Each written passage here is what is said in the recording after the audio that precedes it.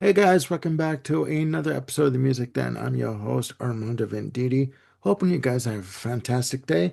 And above all else, that you're indeed looking after yourselves and one another. Ladies and gentlemen, we are back, Jim and I, and from the way we're dressed, we look like we were separated at birth, but that's not the case. Um, this But I got all the matching, hair. yes, we are back with another episode of Is This a Masterpiece? And we haven't done one of these episodes together in a while, so I wanted to do an episode on this release, but I thought that to get Jim's input on this certain album would be the right thing to do because he is as I understand it, a big fan of this album. Hmm. The artist is Billy Joel, and the album in this discussion today on Is This a Masterpiece? The Stranger. This is Billy Joel's fifth release, released on September 29th, 1977, recorded between 1976 and 1977, produced by the great Phil Ramone, with a total playing time of 42 minutes and 34 seconds. And there were four singles released from this album. Moving Out, Anthony's Song, Just the Way You Are, She's Always a Woman, The Stranger, and Only the Good Die Young. I, as a Billy Joel fan, have come to the table late. I've obviously known the Billy Joel for years and, through his hits. But until I started doing these episodes with Ken and Jim, respectively, I haven't really dived into his catalog overall. Yeah, we And did a two-part deep cut episode that's yes, available on the YouTubery archives.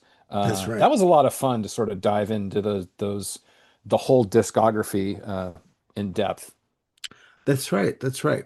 But until I watched the uh, documentary that's available on Crave in Canada, uh, I really didn't dive into his albums prior to that. So I You're talking corrected about that. the two-part 5 hour thing that was produced by like Tom Hanks's Playtone Yes, yes, studio, right? Yeah. yes, Yeah, that was a fantastic documentary. yes. It's a mammoth documentary over, two parts, and it is in depth. And when you Yeah. watch it, grab a drink, grab some food, sit back, and just let it roll. If you can divest the time into it, just please, you won't be disappointed. And I mean, I've been a Billy Joel fan, ever since this album came out, and I learned a ton because, Billy was just very, very forthcoming in about his life and whatnot, and the success and the troubles and the travails, and yeah, I a hearty two thumbs up on that documentary, but that's besides the point. yes, yes, we are here to discuss the $65,000 question. Hmm. Is this a masterpiece? Now, Oh, before I I have an answer give, for that. well, I know you do, but keep your skivvies on. We're good to go here. We have time. Now, um, I have said that I would uh, compare Billy Joel in terms of a singer-songwriter on with Elton John. But I have said that whereas Elton John in the early 80s onward kind of diverged into more pop-oriented stuff in terms of his musical output. Uh, Billy Joel to me has always on some level maintained that I guess you'd say complex singer-songwriter ethos in his writing. Hmm. So um, I would like to ask you, Jim, what is your history with the album The Stranger? Sure. Well, I think like probably the most of America, came to know who Billy Joel was through this album, specifically through, I mean, I remember hearing Moving Out as the lead single and thought, all right, that's pretty good. And then, of course, Just the Way You Are was like undeniable. So my discovery was through AM and FM radio. And, I bought this album this probably came into my life as one of those Columbia Record Club sort of things where you buy 12 for a penny and then get on their marketing shtick and then, try to detach yourself as cleanly as possible. Um, but And it yeah, never works out that way, ladies and gentlemen. It never really did. no, I found the path, but Okay, there is no Columbia Record Club anymore. there you go. Um, but yes, I was introduced to him through this album, and I found that the more I dug into the record, the more there was to enjoy. As great as Just the Way You Are is, there was a lot more to the album that just sort of endeared Billy, to my musical heart, as it were. Okay, okay. Would you say, and I mean, we'll get into the album in terms of the music overall, in terms of the tracks. Hmm. Would you say that this album s saw Billy still with his roots still in firmly entrenched in the singer-songwriter vein in terms of like early Elton John, Goodbye Yellow Brick Road or Honky Chateau in that vein? Or would you say that this album slowly started to see him go into more of the hit machine kind of situation in terms of top 40? Well, I think this album landed him, in the top 40, but I don't think he did it, intentionally. I don't think he said, I'm going to get out and craft, a bunch of top 40 stuff. I think having Phil Ramone's, production touch on things really helped with doing it. But I think the songs are very much an extension of what he was doing on the album before Turnstiles. Um, I, you know, I think Turnstiles is what's the right way to say this? It's a I favorite of prefer. yours, is it not? What's that? Is it not a favorite of yours? It is. It is. I would rather listen to, that than The Stranger, but I love The Stranger anyway. Um, not to, not knock it. I think what's interesting about Billy Joel is that beginning with 52nd Street, he kind of had more of this philosophy of wanting to go like on a thematic deep dive or a musical theme deep dive with each album. 52nd Street had a lot more of a jazz influence to it. Um, Glass Houses had, kind of a punk and new wave feel to it. Nylon Curtain, very Beatles-esque. Innocent Man, doo-wop, late 50s, early 60s, 60s. Righteous Brothers, Frankie Valli and the Four Seasons, all that kind of, musical connection there. And, that kind of continued throughout. The Bridge, I mean, he kind of lost the plot a little bit there on a specific theme. Stormfront had just more of a harder edge because he was working with Mick Jones as the producer, if I recall correctly. Yeah. But yeah, I mean, each album kind of had its own distinct feel going forward. So kind of I see The Stranger as like the last Billy Joel album that's just here's Billy as a singer-songwriter. To the point that you raised earlier, I hadn't really thought about it in terms of connecting it or comparing it with like the Elton John discography. Um, if The Stranger is number five in Billy's discography, I think Elton's number five might have been Tumbleweed Connection or Madman Across the Water. Um, That, um, maybe Honky Chateau. I'm just I think going off of my head. Honky Yeah, Chateau, I believe, was his fifth.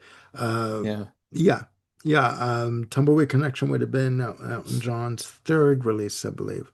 Okay, Um, okay, so gotcha. But yeah, I mean, and of course, there's all kinds of neat inflection points to kind of talk about and comparing and contrasting Billy Joel and Elton John. But I think The Stranger, to answer the question I think that you posed, is probably the last of his sort of pure singer-songwriter albums because he was just going for what are the great songs, not what are the great songs with a jazz theme or a jazz, overlay to it, or a punk new wave overlay or a Beatles overlay, that kind of thing. Okay. It's interesting. Um, well, for me, in terms of uh, my view on the album, I don't know. I like the album. I do. Hmm. I feel, for me personally, this is where he kind of morphed into more of, okay, let's go for the singles, Okay. in terms of the chart success. Because I mean, when you look at the, I mean, when you when you look at, side one, it starts with, moving out Anthony song, and then, just the way you are, track three. And then it ends with scenes from an Italian restaurant. But like, basically, tracks one and three, you're hit with a double punch of like AM/FM gold, in terms Oh, of chart absolutely. success. And then, track two, on side two, Only the Good Die Young. In my notes I have here, AM/FM gold. I mean, it's just, I kind of feel that, although this is a good album, um, this is where, we mentioned on another episode, or I mentioned on another episode, sorry, about how record company reps, A&R, men, Hmm. people from record companies will tend to sort of say to an artist, either established or new, what you're doing now is good, but hear me out. Hmm. But what if we, what if we kind of, went off in this kind of direction. I'm thinking, getting more butts in the seats for your concerts. Like getting more mass appeal. And the one example I can give you is, this an example, but when Guns N' Roses signed with Geffen Records, Hmm. and they presented Appetite for Destruction to the A&R guy, at Geffen. I think his name was Tom Zutahl. Um, he said to the band, this is good, but we'd like you to do more of more ballads, more acoustic ballads on the album. And Duff McKagan said to him, handed him a guitar. Can you play a guitar? Can you write ballads? He's like, oh no, I don't do that. He says, well, we don't do that either. Let us do what we do, and you do what you do, and we'll Hmm. be fine. Yep. Right? I kind of feel that this album, I mean, again, it is Stranger is a good album. Like it's Hmm. top notch, but I kind of feel that the top 40 um, bug is sort of peppering its way through the album. You know what I mean? Like Hmm. he's I, kind of, I hear what you're saying, but I think I disagree with you there, my friend. okay, okay. Because to me, it's kind of alluded to earlier. I think The Stranger is a natural extension of what happened with Turnstiles. And for the songs that are hits, just the way you are, the seeds of that kind of thing were sown way back in the Piano Man album with You're My Home, that kind of a ballad. Hmm. The slice of life thing for Moving Out Anthony's song, to me that seems reminiscent of some of the stuff in, again, going back to Turnstiles, like either James or Say Goodbye to Hollywood. It just kind of has that sort of connective tissue to it. Hmm. Um, Only the Good Die Young. Again, Billy was no stranger to kind of, up tempo, songs. I mean, the first thing that comes to mind is maybe seeing some seeds of it in like Ballad of Billy the Kid or Angry Young Man. Maybe not so much Angry Young Man. Hmm. But again, I think it's more of a case of the top 40 caught up with Billy Joel rather than him like bowing to the hit machines or the A&R guys. Um, Clearly, I mentioned Phil Ramone before, and his Yeah. ear was able to just bring something that really popped on radio. And, there's given what I recall about the documentary, there was a lot of input and back and forth between Phil and Billy about, how to arrange things and produce things Yeah. so that they would maximize it, maximize the hit of the song, not to maximize making a hit song, but of course that would have been great too. To bring yeah, to give the song a different dynamic, to give it more fuller impact, I Yeah. guess, with the arrangements. Okay. Yeah. Yeah, and then of Okay. course, the Stranger. I mean, this starts off with this sort of film noir kind of feel to it. Very much, anti, top 40. Um, Scenes from an Italian restaurant. Of course, we all know that that's like his epic.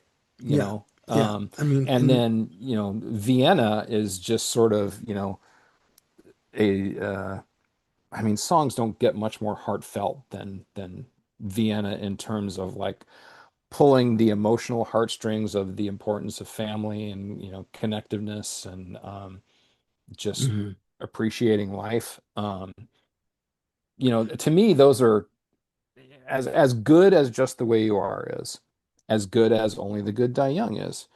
I think that Scenes from an Italian Restaurant and Vienna are like the A plus plus plus plus tunes on this record. And Mhm. there's a reason that they became well, certainly Italian Restaurant became an FM staple. Um, in Well, fact, there was a period of time where I went with my family back east on a vacation in like the mid 2000s, and we were in Philadelphia for 2 or 3 days, and I swear to you on the heads of my children that there was not a day that went by where we did not hear Scenes from an Italian Restaurant blasting out of some, yeah. bodega shop, something somewhere in Philly. It's like, Yeah. Italian Restaurant was kind of the theme song of that journey for me. It has a staying power and a lasting power that I think cements um, The Stranger as, a fantastic album of its era. I'll, I mean, I'll, no, I'll no, no. withhold the Yeah, yeah, masterpiece thing, but yeah. I mean, yeah. I mean, don't get me wrong. I mean, moving hmm out, Anthony's song, songs, moving out, just the way you are. They're still played on classic FM radio today. sure. I mean, I think moving out, I've heard it like almost every other day. When Bob and I would go out and stuff, so we'd have the hmm radio on. So, and at least on one or two or three stations at one point, that song is still on, still played today. And I mean, I I think what I'm trying to say very ineloquently is, as I look at the track listing, I think that this album, I'm probably going to have a reappraisal of my opinion of this album on this show right now. This album has a mix, a good mix of top 40, you know, pop oriented hit making songs along with album oriented tracks. I mean, like, hmm I'll just go through my notes quickly. I mean, like, Sure. for my notes, I have here for moving out. Very melodic, has the hook, the stranger, which is separated into three sections. Gorgeous piano, great melody, nice guitar. Just the way you are. Track three, AM FM Gold. That's the only, and to me, that's my least favorite song on the album. I understand what you're You saying. know, There's no denying how beautiful Phil Wood's saxophone solo is Eh, on you that know, on that track. It's just phenomenal. and scenes from an Italian restaurant at 7 minutes and 37 seconds. Ending off side one. I mean, and I remember reading that he wanted to basically combine pieces of music together, like Freddie Mercury did with Bohemian Rhapsody, and the hmm way the Beatles did with side two of Abbey Road. Sure. And it's a beautiful piece of music. It's great strings and sax, and the fact that it's multi-section and Great accordion. great Don't forget accordion, that. great piano passages, just, and for me, it's a song about life experiences. Someone hmm sitting in a restaurant, just basically people watching, just observing people in their daily life. And it could either be him experiencing it or he could be just watching people, from the sidelines and just sort of making up a story in his mind as he's Hmm. watching people. Uh, Well, the people watching thing, if I may, sure. I'm going to say probably has a closer connection to the song Piano Man Yeah. and the observations there. I think Scenes from an Italian Restaurant is more, kind of like two old friends reminiscing about, the lives that they had together. It's a man and a woman coming back together, and they're just talking about, the lives that they shared, the people that they knew, and whatnot Yeah. at the time, and that's what makes it so wonderful. And this great arc of these different musical themes, and it's in the three parts, and then what's restated at the end of Yeah. that A Yeah. section coming back. Yeah. Fantastic, fantastic tune. I know that of the three times I've seen Billy Joel, I'm pretty sure they did scenes um, at every show, and that was the standout. That was the one that got the crowd. It elicited. It may not have got the largest like reaction immediately, Yeah. but Yeah. it's like at the end of it, that's the one that had the big emotional catharsis because it's just such an absolutely stunning, amazing song. No, it is. It is. And I mean, she's always a woman. You know, if I remember correctly from the documentary, it was dedicated to his wife at the time, Hmm. his manager at the time. Yep. So yeah, a beautiful track. And, Yeah, absolutely. and, the fact that it ends off with everybody has a dream, again, another sort of, extended composition. And the fact that it ends, everybody has a dream that ends with a reprise of The Stranger, kind of like, Yeah. Hmm. sort of like bookends it and gives it sort of like a good um, beginning, middle, start again. The album basically has a good beginning, middle, and an ending kind of a thing, like how it ends with the reprise of The Stranger on that. So, Yeah. um, yeah, I mean, I don't know if I'm probably gonna I'm gonna give Real a time reevaluation, people. This I'm is gonna this give is you what we're here for. I think I'm gonna give a reappraisal of this album. Uh yeah, I mean I do believe I agree with you. This is an album that I'll say it this way. It does see him still expanding on his, on the singer-songwriter aspect of it, in terms of Hmm. his, piano-driven compositions and stuff, with less drive towards the, top 40 feel or hook that that at some point the record company was going for. I mean, Hmm. um, because I believe that Turnstiles was not as successful as, say, Piano Man was, or Street Life Serenade. So um, they were sort of saying to him, putting the bug in his ear, look, we need to get you more exposure. You need that song that has the hook to it, you Hmm. know. And that's kind of funny telling Billy Joel he has to write a song with a hook. I'm like, good God. I Yeah, mean, we sort of, or maybe it was, I'll just limit it to myself. I went on and on and on about how amazingly gifted Billy Joel is with melody and songwriting.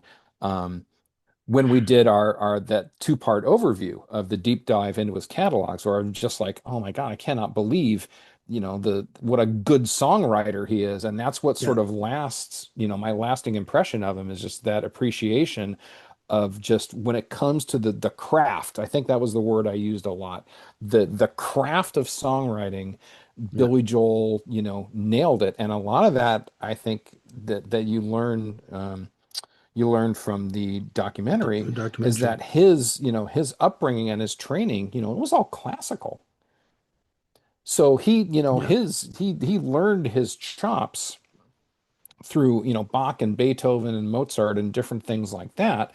And he sort of took what he learned from that discipline and that regimen and started to, apply it to, the Beatles and pop music and and Attila and things like that. But Yeah, I was going to mention Attila. I was going to mention Attila. Yeah, I think with Attila, I think he learned what he did not want to do in terms right. of, the music, the musical territory that he wanted to go into. I think with Attila, he realized, okay, I don't want to do this.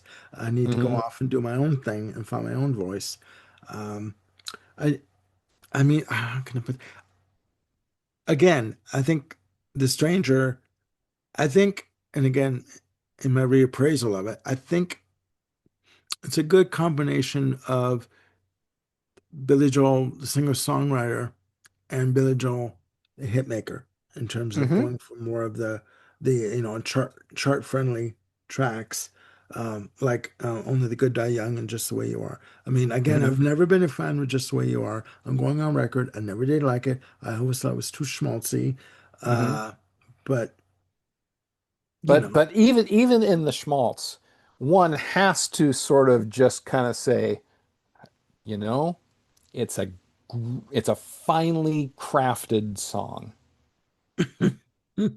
okay, no, Schmaltzy or not, it's well crafted. It's melodically beautiful. It's arranged, French, not chef's kiss, not French kiss. So I've made that no. mistake before. Yeah, So yeah, yeah. No, no, no. We're not that friendly here, ladies and gentlemen. No. there we go. But okay. All right. So So answer the question, my good man. I was going to ask you. Okay, I'll go first. My answer is a solid no. It's not a masterpiece. And that probably has more to do with just the way I've come to sort of envision what, an album as a masterpiece would be. You know, and to me, I'm like, could this hang in the Louvre? Would this be an example of the absolute finest of songwriting, performance, etc., that could possibly exist, and you would hang it among the titans of all time. And for me, The Stranger, no, it doesn't belong up there. It's great, but it doesn't kind of transcend the time. I mean, there are two things I have against it. It doesn't transcend the time in the way that, say, Thriller did. Um, and I know that's a high bar, but we are talking, masterpieces here. It doesn't transcend it as the way Dark Side of the Moon does. And plus, um, the very back quarter of the album, it's a little weak. Get it right the first time, and everybody has a dream. I mean, to me, that, get it right the first time is probably like a 7 or an 8.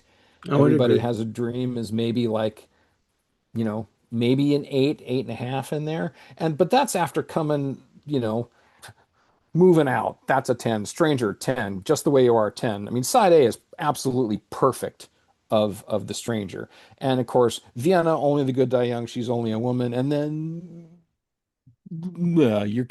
I'm kind of let down by what comes from it.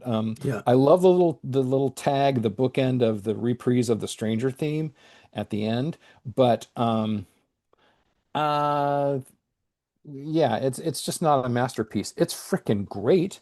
Yeah. I love The Stranger, even though it's not my favorite Billy Joel album. That's Turnstiles. I would still listen to The Stranger and embrace it and love it unapologetically. I just don't think it's a masterpiece. I would agree. Okay? I would agree. Good As night, good ladies and as gentlemen. yeah, we're done. Yeah, goodbye. Get your peanuts on the way out. Yep. Um, I would agree. It's not a masterpiece. Um, in terms of hanging it in the Louvre, I would I would hang Piano Man in the Oh, Louvre. okay. Okay. Mic drop. Boom. I would. I would. I kind of,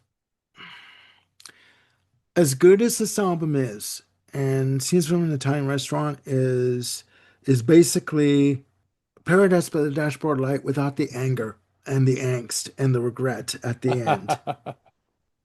Yep. Okay.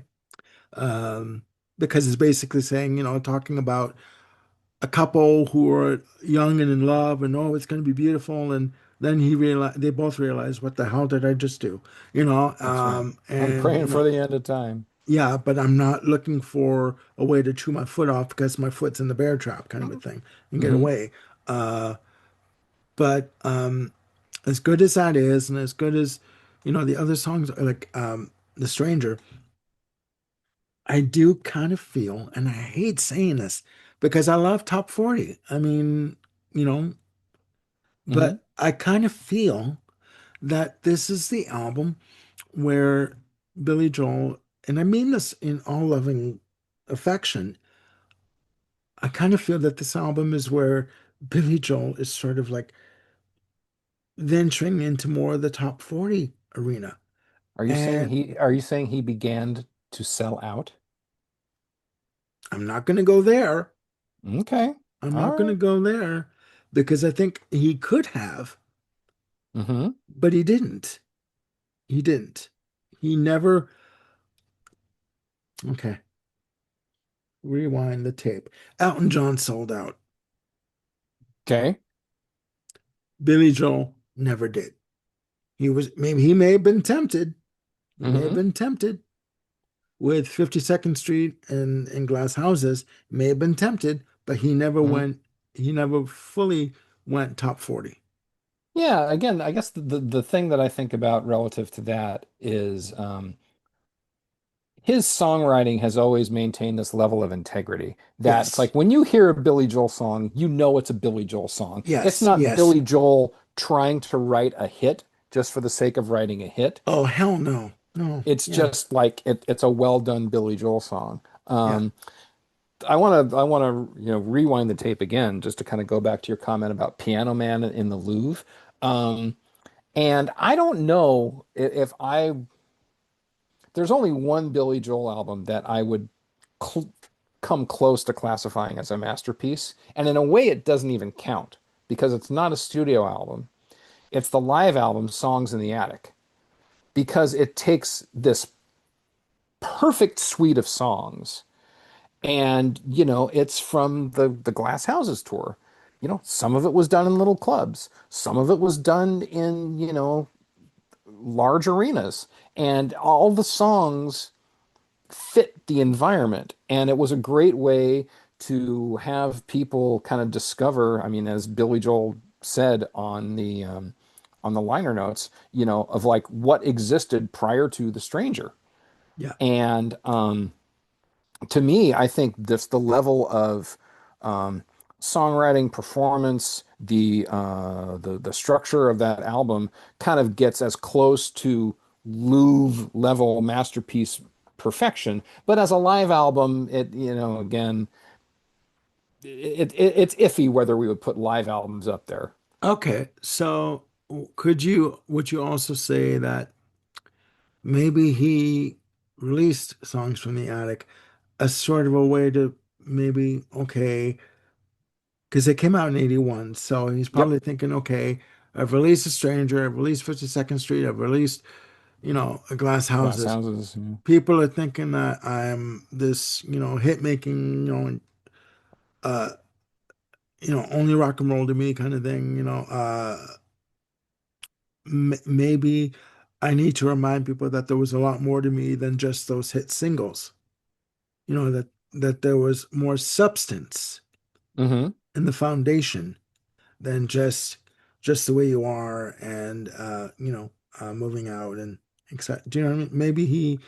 Yeah. Maybe that's a possibility right then and there. So Maybe. I mean, they didn't talk about Songs in the Attic at all in the I biography. noticed that, And I don't know if that was a cash grab thing designed by the record company, if it was really Billy saying, I'm really proud of these songs and they have a lot of legs and they have a lot of life. Let's give them some more exposure, yeah. blah, blah, blah. Certainly at that point, he was selling enough albums that, if he came to Columbia with an idea, they would have just went, okay, sure, whatever, we'll do it. Yes, sir, Mr. Joel. We'll just watch the cash come in. Well, And I that's.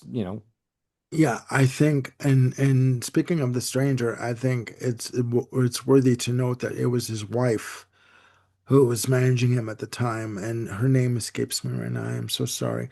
Um, Yeah, but she took the stranger to Columbia and said, "Listen to this. This is what we're releasing next." And they're all sitting there like, "Where's, where's the hit?" kind of thing. And where's she's the like, hit? and she's saying to them, "It's there. Pick a song, release it. We're not doing anything more. This is what you're getting. Take it Yep, or we're going somewhere else." And she pushed for it to be released as yep. the way, as it was. So Yeah, yeah, and yeah, Billy had, again, you brought it up earlier that She's Always a Woman to Me was about his wife who was also the manager. And again, it's that juxtaposition where people were saying, wow, Billy, your wife is a manager. She's a real hard ass. But it's just like, at the end of the day, whatever she does, yeah, she's and always a woman. yeah, and it's got to be said too. A little side note: they butted heads too Oh, when oh, yes, they did. as managing him because she had to do things that he really didn't agree with. And she's like, you know what? You wanted me to be in this position. We're doing this. So you know what? Yep. Suck it up, princess. Let's do this. And just put on a big smile and you know what? Play nice and we're gonna do this. So yeah, I mean that's neither here nor there. But yeah, I again in closing, I'm rambling, but in closing, I do think that this is where I do see a shift from Turnstiles from this to this album. I do see a shift Hmm. in the songwriting and maybe going more top 40. Not as top 40 as Glass Houses or 52nd Street. But like you said, 52nd Street had more of a jazz tinge to it. Um, I do think that this is where Billy Joel kind of ventured into more of the top 40 arena Hmm. for singles. Um, it's a mixed bag. I mean, I will Yeah. stand by, I will sit by the fact, I can't stand. I will sit by the fact that that uh that this is not a masterpiece. Um, as good as it is, it's not a masterpiece. So Yep. And yeah, I think it's a darn fine extension of what Billy Joel was already sort of becoming as a crafter of outstanding songs. The through line from Turnstiles to Stranger is like very, very clear. And if I'll just sort of go back to the point where I think it was more like the top 40 caught up to Billy Joel. Like yeah, like his wife was saying, it's like just take it, release something. Trust me, there's something here, and I don't think it was about him capitulating stylistically. I think it was just about it was the natural evolution of his talent and his skills at that time. There's a line from one of my favorite books that talks about the art of book writing, and it talks about the difference between writing and publishing is that writing is all about the craft, and publishing is about timing. I mean, the fact that The Stranger was released when it was and how it was all sort of a masterstroke of publishing. Um, yeah, Publishing and marketing and all this other stuff in it. And yes, you had to have the raw materials of the songs to make it hit and make it pop, but the combination of the two worked really well. yeah. I mean, and again, in closing, yes, there's no denying that this album has its place in the annals of pop rock history in terms of the success and the importance of it. But hand on heart, can you honestly say that there, and this is how I guess I judge a masterpiece. Can you honestly say that that every song on this album you can sit and listen to with the same interest and the same fervor in your heart and like and just wanting to listen to it, like 100%. I can't say that. So it's for that reason for me that it's not a masterpiece. I know I'm going to get flack in the comments, bring it on. I'm used to it, but that's my honest opinion. You know, and that brings our episode of Is This a Masterpiece to a close. I want to thank my twin from another mother, Jim Bricker, for joining me on this episode. Again, we did not inform each other what we were going to wear this episode. It So matched the album cover, though. there you go. It was a There you thematic go. match. Yeah, yeah, that's true enough. It's true enough. All right, ladies and gentlemen, please put down your comments below on The Stranger. Do you believe it's a masterpiece or not? Have we missed the point, completely, or have we hit the nail on the head? Okay, please let us know. And please click like and subscribe and hit the notification bell to keep yourselves on top of any new content we've got coming up. We've got more shows coming up, and with Jim and with Ken Cheshire, he'll be with us soon. And yeah, please look after yourselves and one another, and we'll see you soon on the Music Den. Bye for now.